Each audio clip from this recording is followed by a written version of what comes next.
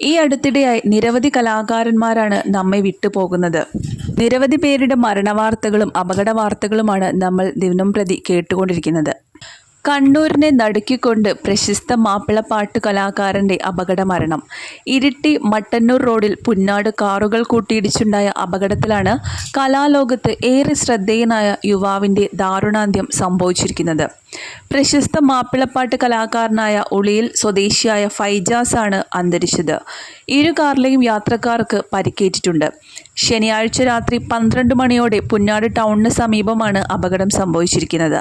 അപകടത്തിൽ കാറിൽ കുടുങ്ങിപ്പോയ യുവാവിനെ ഫയർഫോഴ്സും നാട്ടുകാരും ചേർന്ന് രക്ഷപ്പെടുത്തി ആശുപത്രിയിലേക്ക് എത്തിച്ചെങ്കിലും ജീവൻ രക്ഷിക്കാൻ സാധിച്ചില്ല.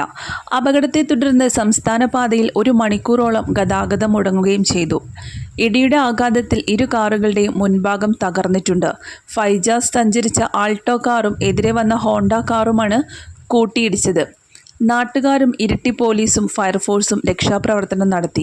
കണ്ണൂർ ജില്ലയിൽ മാത്രമല്ല പുറത്തും അറിയപ്പെടുന്ന മാപ്പിളപ്പാട്ട് കലാകാരൻ തന്നെയാണ് ഫൈജാസ്. സോഷ്യൽ മീഡിയയിൽ ഇദ്ദേഹത്തിന് ഒരുപാട് ആരാധകരുമുണ്ട്.